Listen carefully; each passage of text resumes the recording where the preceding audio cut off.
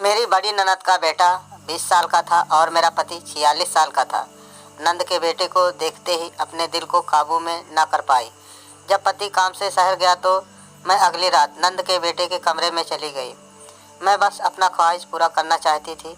जैसे ही नंद के बेटे के पास लेटी तो मेरे रोंगटे खड़े हो गए, क्योंकि आज मेरा भांजा मेरे घर आया था। बहुत ही नौजवान और खूबसूरत, साथ में हैंडसम भी था। आज मेरा पति कुछ काम के सिलसिले में 4 से 5 दिन के लिए शहर से बाहर गया हुआ था। अपने भांजे को देखकर मेरे दिल में कुछ कुछ होने लगा। उसकी जवानी मुझे पागल करने लगी। मेरा नाम उमा है। मैं बहुत ज़्यादा खूबसूरत लड़की थी। जब मेरी शादी तय हुई मैं 18 साल की थी और मेरा पति 25 साल का था। मुझे मेरा पति बिल्कुल भी पसंद नहीं था, लेकिन मैं कर भी क्या सकती थी। मम्मी पापा की वजह से मजबूरन मुझे यह शादी करनी पड़ी। न चाहते हुए भी मुझे यह रिश्ता निभाना पड़ा। लेकिन आज तक मैं अपने पति से वो वाला भरपूर ना पाई। मेरे अंदर अलग सी ख्वाहिश थी। खैर, मेरी ख्वाहिश तो ख्वाहिश ही रह गई। रोज़ की तरह मेरे दरवाजे की बेल बजी तो मैं फ़ौरन ही दरवाज़ा खोलने चली गई। सोचा कि हो सकता है पति आए होंगे, लेकिन दरवाज़ा खोलते ही मेरी निगाह उस नौजवान लड़के को निहारे जा रही थी। वह था ही बहुत खूबसूरत। अगर कोई उसे देख ले तो उसकी निगाह उसके ऊपर से हटाने का दिल ना करे। इतना ज़्यादा खूबसूरत था कि अपने आप मेरी जवानी अंगड़ाई ले रही थी। थोड़ी देर के बाद मेरे पति का नाम लेकर पूछने लगा और नज़रें झुकाकर मुझसे देखने लगा। अब मैं अपने घर पे अकेली रहती थी और मेरे घर पर पति के अलावा कोई नहीं था, इसलिए मैं दुपट्टा नहीं डालती थी। लेकिन जब उसकी नज़रों ने मुझे एहसास दिलाया तो मैं फ़ौरन एक दुपट्टे को ओढ़ कर खड़ी हो गई। मैं हैरत से उस लड़के को देखे जा रही थी, क्योंकि इससे पहले मैंने कभी उसे नहीं देखा था। आज तक मेरे घर पर कोई इतना हैंडसम नौजवान लड़का नहीं आया था। आखिर यह कौन था? थोड़ी देर के बाद मेरे पति बताने लगे कि यह दूर के रिश्तेदार हैं, जो रिश्ते में मेरे बहन का लड़का लगता है। नाम उसका साहिल था। उसने एक भी नज़र उठाकर मेरी तरफ नहीं देखा था। जब से आया था नज़रें झुकाए खड़ा था। पति कहने लगा, मुझे इसको यहाँ पर नौकरी दिलवानी है। जब तक इसको नौकरी नहीं मिल जाती यह हमारे साथ हमारे घर पर ही रहेगा और तुम्हारे साथ छोटे मोटे काम भी करवा लिया करेगा। तुम्हारे हर एक काम में हाथ बटा दिया करेगा। जब इसको नौकरी मिल जाएगी तो साहिल यहाँ से चला जाएगा। यह बात सुनकर मुझे बुरा लगना चाहिए था, क्योंकि मैं घर पर अकेली ही रहती थी। पति तो हर वक्त काम के सिलसिले में घर से बाहर रहते थे। लेकिन अपने पति के इस फैसले से मैं बहुत खुश थी। मैंने कहा, आप तो ने बहुत अच्छा किया। मुझे घर के काम करने में बहुत मुश्किल होती थी और फिर जब बाज़ार से सामान लाना होता है तो मैं थक जाती हूँ। वह कहने लगे, हाँ, इसीलिए तो मैंने इसे यहाँ पर लेकर आया, ताकि तुम्हें बाहर ना जाना पड़े। तुम बाहर के सारे काम साहिल से ही करवा सकती हो और घर के छोटे मोटे काम भी करवा लिया करो। हमारा घर बहुत बड़ा तो नहीं था कि साहिल के लिए कोई कमरा होता, इसलिए मेरे पति ने घर का स्टोर रूम साहिल के लिए खाली कर दिया और मेरे पति ने साहिल के लिए स्टोर रूम में रहने की व्यवस्था कर दिया। फिर मेरे पति ने एक प्लेट में खाना लिया और साहिल के स्टोर रूम में देने के लिए चले गए। जब वापस आए तो मुझसे कहने लगे कि जब कोई काम न हो तो इसे घर में ज़्यादा घूमने फिरने मत देना, इसे कहना या स्टोर रूम में रहा करे। मैंने कहा, ठीक है। ना जाने क्यों मेरे अंदर एक अजीब सा एहसास जन्म ले रही थी। मुझे पूरी रात सुकून से नींद नहीं आई थी। आंखें बंद करती तो साहिल का चेहरा मेरी आंखों के सामने आने लगता था। ना जाने क्यों बस मैं यही चाहती थी कि जल्दी से सुबह हो और मेरा पति घर से बाहर चला जाए। मुझे साहिल का चेहरा दीवाना बनाकर रख दिया था। साहिल जितना जवान और खूबसूरत था आज तक मैंने किसी को नहीं देखा था। बस मुझे इस बात की टेंशन थी कि कैसा अजीब नौजवान लड़का था, क्योंकि एक बार भी मेरी तरफ उसने नज़र उठाकर भी नहीं देखा था। अगले दिन सुबह मैं जल्दी उठ गई थी। मैं किचन में नाश्ता बना रही थी और मेरे पति ने स्टोर रूम के दरवाजे पर गए तो साहिल को बुला कर लाए। मेरे पति ने कहा कि जाओ घर का सामान लेकर आओ और अपनी मामी के साथ ज़रूरी काम करवा लिया करो। फिर मैं तुम्हें बाजार ले जाऊंगा। यह सुनकर मैं परेशान सी हो गई। मेरा पति उसे बाहर क्यों लेकर जा रहा था? वह तो कह रहे थे इसे जब तक काम न मिल जाए यहीं पर रखने वाले थे। मैं गैस बंद करके बाहर आ गई। मैंने कहा कि आप इसे कहाँ लेकर जा रहे हैं? जब तक काम न मिल जाए तब तक तो घर में ही रहने वाला था। मेरी बात सुनकर मेरा पति कहने लगा कि इसे जब मैं बाहर लेकर जाऊंगा तभी तो पता चलेगा यह कौन सा काम कर सकता है। जब मैं अपने साथ रखूंगा फिर इसको काम करने का आइडिया धीरे धीरे पता चल जाएगा। जब मैं शाम को घर वापस आऊँगा तो इसे भी अपने साथ लेकर आऊँगा और शाम को भी तुम्हारे साथ जो काम होगा करवा दिया करेगा। यह सुन मैं उदास रह गई थी। मैंने नाश्ता उदासी से बनाया। साहिल किचन में आ गया, कहने लगा, मामी कोई काम है तो बता दीजिए। मैं पलट के उसकी तरफ देखा तो साहिल नज़रें झुकाए हुए बात कर रहा था। जब उसने मामी कहा तो मेरे तन बदन में आग सी लग गई थी। मैंने कहा, मुझे मामी मत कहा करो, मुझे मेरा नाम लेकर बुलाया करो। मेरा नाम उमा है। कुछ देर के बाद नाश्ता करके आज मेरे पति के साथ साहिल को अपने साथ लेकर चले गए। न जाने क्यों आज का दिन बड़ी मुश्किल से मैंने काटा था। ऐसा लग रहा था कि जैसे वक्त थम गया हो। मैं बार बार घड़ी की सुइयां देखती रही, लेकिन घर के कामों ने मुझे फुर्सत नहीं मिलती थी। दिन बहुत जल्दी से निकल जाता था, लेकिन आज तो मैं परेशान सी हो गई थी। मैं अपनी बेचैनी से बहुत परेशान थी। बार बार मुझे साहिल का ख्याल आ रहा था। जैसे ही शाम को मेरे पति का आने का वक्त हुआ, मैं जल्दी से कमरे में गई, एक अच्छी सी साड़ी पहनी और मेकअप के साथ साथ अपने बाल भी खुले छोड़ दिए। हालांकि मेरी शादी को 5 साल हो चुके थे और मैं अपने पति के लिए कभी तैयार नहीं हुई थी। शादी के शुरू के दिनों में ही 1 महीने तक मैं खुद को सजाया था, लेकिन इसके बाद मैं घर के कामों में ढल के रह गई थी। लेकिन न जाने क्यों आज मेरा दिल चाहा कि अपने आप को सजो संवारो, लेकिन मेरी गिनती खूबसूरत औरतों में होती थी। मेरी उम्र 30 साल के लगभग थी, लेकिन मैं बेहद खूबसूरत थी। देखने वाले मुझे शादीशुदा भी नहीं समझते थे। जब मैं अपने पति के साथ कहीं जाती तो सभी लोग मुझे हैरत भरी नज़रों से देखते थे, क्योंकि मेरा पति देखने में खूबसूरत नहीं था। मोटा भद्दा नाटा दिखता था और नाक नक्श कुछ खास नहीं थे, और मैं एक हसीन औरत थी। मेरे पति की ढलती जवानी को देखकर मेरे अंदर एक अजीब सी ख्वाहिश फूट पड़ रही थी। जैसा मेरा पति घर में दाखिल हुआ तो मुझे देखकर वह हैरान रह गया था, लेकिन मेरी नज़रें तो उस पर ही टिकी हुई थी। पूरा दिन मैं न जाने कैसे काटा था, लेकिन वह बड़ा अजीब लड़का था। एक नज़र उसने मुझ पर डालकर नहीं देखा, और यह बात मुझे अंदर ही अंदर खलती गई। बल्कि मेरा पति मुझे देखकर बड़ा खुश था। खाना खाने के बाद कहने लगा, उमा आज मैं तुम्हें कहीं बाहर लेकर चलूँगा, तुम बहुत अच्छी लग रही हो। लेकिन मैं इनके लिए तो तैयार नहीं हुई थी। जिसके लिए मैंने तैयारी की थी उसने तो मुझे एक बार भी नहीं देखा था। मैं चाहती थी वह मुझे देखे और देखकर अपने होश खो बैठे, क्योंकि मैं भी खूबसूरत हसीन कामसिन औरत थी। लेकिन वह तो सीधा स्टोर रूम में चला गया। मैंने अपने पति से कहा कि मेरी तबीयत कुछ ठीक नहीं है, मुझे कहीं नहीं जाना। यह कहकर मैं अपने कमरे में चली गई। मैं चूड़ियाँ उतारकर सामने ड्रेसिंग पर फेंक दी, अपनी ज्वेलरी उतारी, बालों का जोड़ा बनाकर बालों में क्लचर लगा दिया और कपड़े भी बदल लिए, मुंह भी धोए। यह सोचते हुए साहिल को अपने बस में कैसे करूं। मेरा दिल बहुत उतावला हो रहा था। मेरे दिमाग में अपने पति के ख्याल भी नहीं थे। पति के उठने से पहले मैं छत पर चली गई और जो कपड़े सूखे गए थे उसे उतारने लगी और जानबूझकर अपना पाँव मोड़ दिया और मैं अपना बैलेंस न बना पाई। मैं सीढ़ियों से गिर गई। मेरे पैर में अच्छी खासी चोट आ गई थी। मैं रोने लगी, चिल्लाने लगी। मेरा पति अपने कमरे से निकलकर बाहर आ गए। मुझे मेरे पति ने जब छत से की सीढ़ियों से नीचे गिरते हुए देखा तो वह दौड़कर मेरे पास आए। मैं सचमुच में अपने पैर की हड्डी तुड़वा चुकी थी। मेरा पति मुझे सहारा देते हुए गाड़ी में बैठाकर अस्पताल ले गया। डॉक्टर ने बताया कि मेरे पाँव की हड्डी टूट चुकी है। मेरे पैर पर प्लास्टर बांध दिया गया और मैं बेड पर आ गई। मेरा पति बहुत परेशान था। कहने लगा कि अब मैं काम पर कैसे जाऊं। ऐसा करता हूं, साहिल को भेज देता हूं, लेकिन इसे कितना दिन हुआ काम पर जाए, वह तो ठीक से कर भी नहीं पाएगा। मैंने कहा कि आप अपने काम पर चले जाइए, इस लड़के को यहाँ पर छोड़ जाएं। अगर मुझे किसी चीज़ की ज़रूरत होगी तो मैं इसे कह दूंगी। मेरा पति भी मेरी बात मान गया। वह काम पर चला गया और मैं बेहद खुश थी। हालांकि मेरे पाँव से दर्द उठ रही थी, मेरा घुटना हिलने से इनकार कर रहा था, लेकिन मेरा दिल बड़ा ही बेफिक्र था।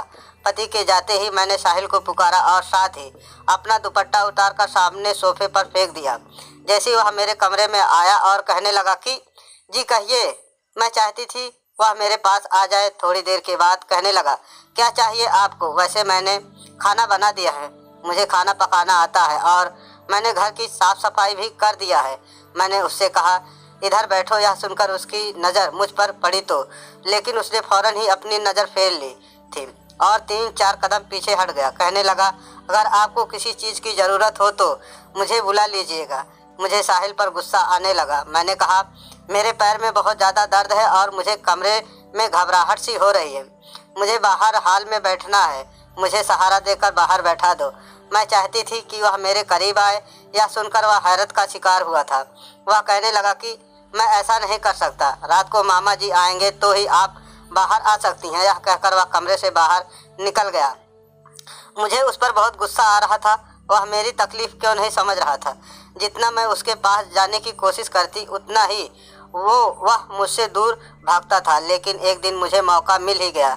जैसे ही मेरा पति घर से बाहर गया तो मैं किचन चीखने और चिल्लाने लगी, जैसे बेड से नीचे गिर गई हूँ। साहिल जैसे ही कमरे में दाखिल हुआ, मैं चिल्लाने और चीखने लगी और रोने धोने का ड्रामा करने लगी। वह मेरे पास आया, मेरे हाथ को पकड़ते हुए सहारा देना पड़ा। जैसे ही उसने मेरा हाथ पकड़ा और मेरी कमर पर हाथ रख कर मुझे उठाने की कोशिश करने लगा, उसकी इस हरकत पर मेरा दिल खूब मचलने लगा। मैं बेहद खुश थी। उसने मुझे बेड पर लटाया, फिर तो मैं यह सिलसिला ही पकड़ लिया था।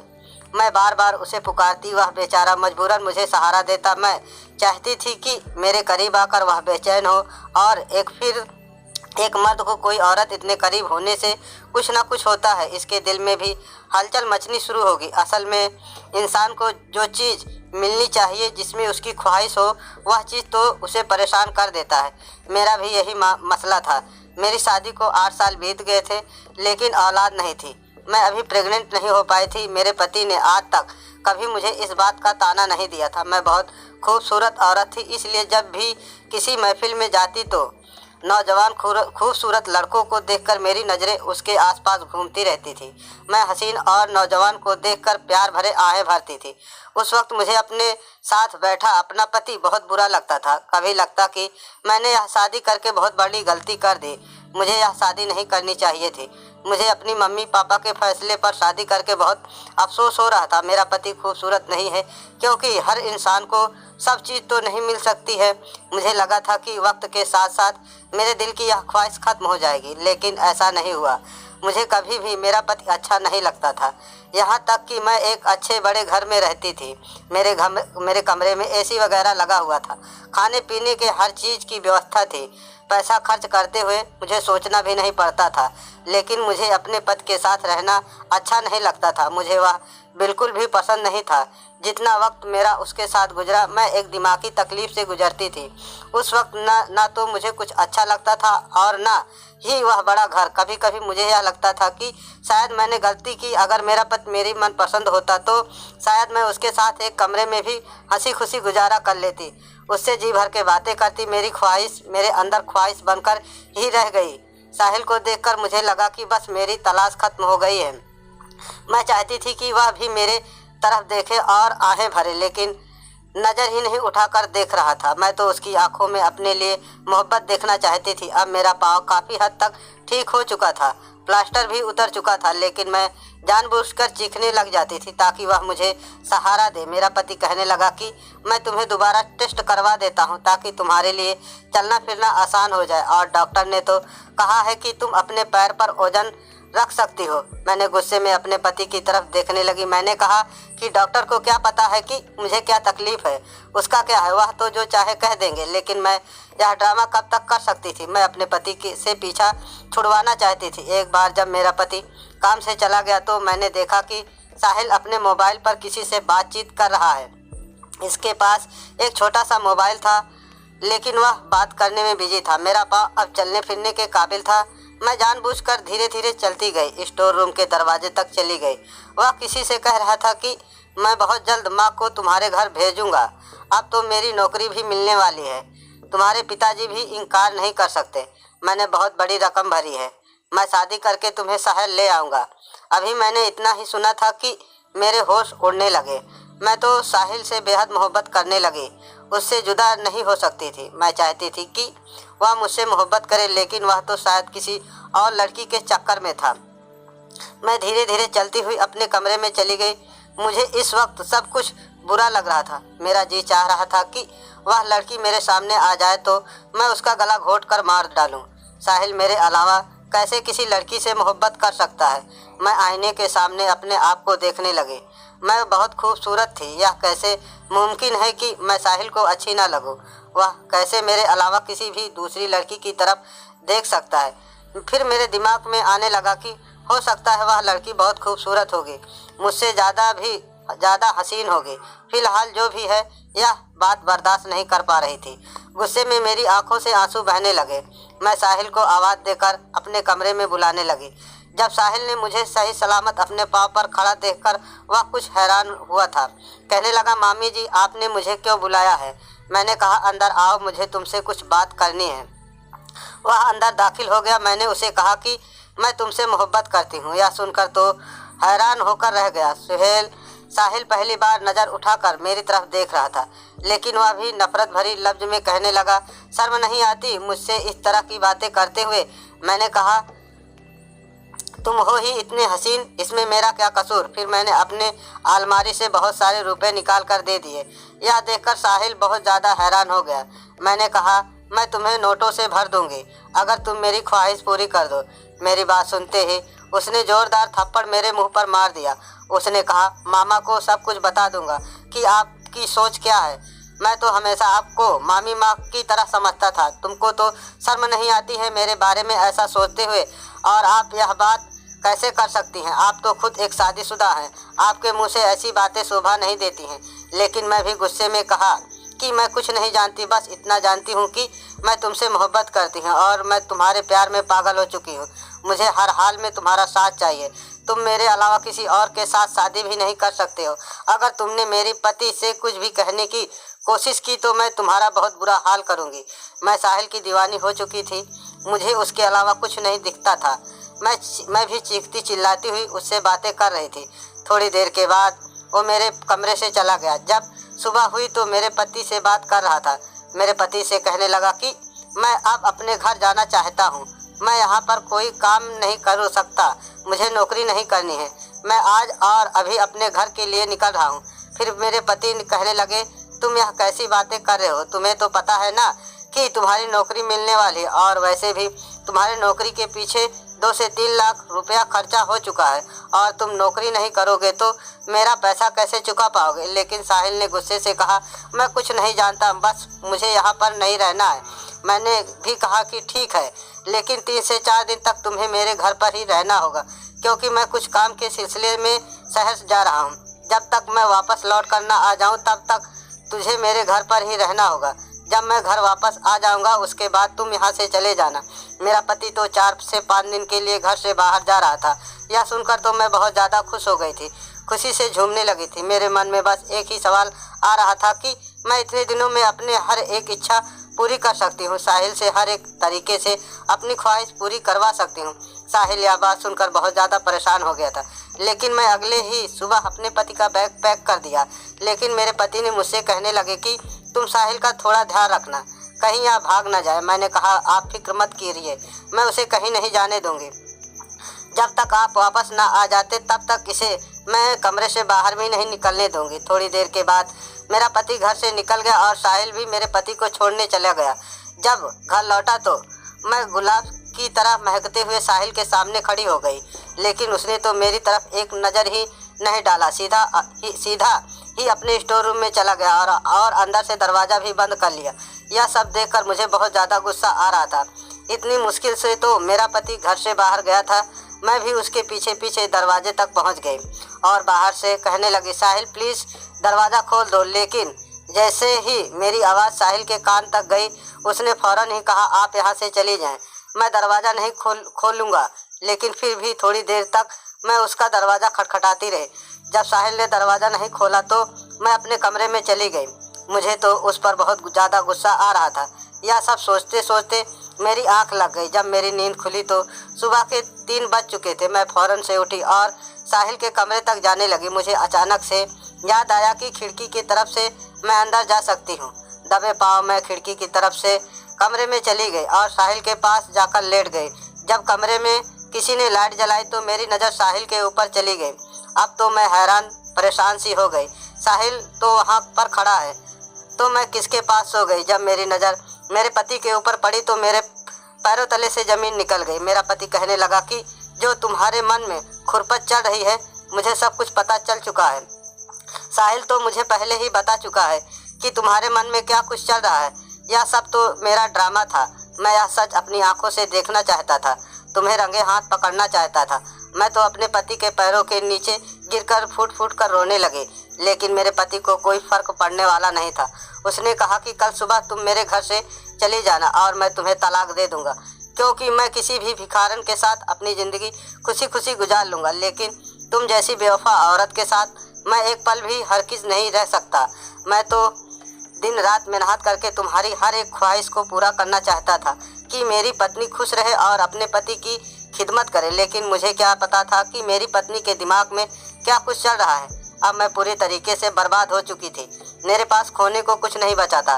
काश मैं अपने आप को संभाल कर रखती तो आज मेरा पति मुझे तलाक नहीं देता, मुझे घर से नहीं निकालता। मैं तो एक औरत होकर बर्बाद हो चुकी थी, लेकिन साहिल मर्द होकर भी अपने आप को हिफाजत में रखा। दोस्तों, उम्मीद करता हूँ आपको हमारी कहानी पसंद आई होगी। कहानी पसंद आई है तो वीडियो को लाइक करें, चैनल पर नए हैं तो चैनल को सब्सक्राइब करें और हाँ, नोटिफिकेशन बिल को ज़रूर दबाएं ताकि अगली अपडेट सबसे पहले आपको मिले।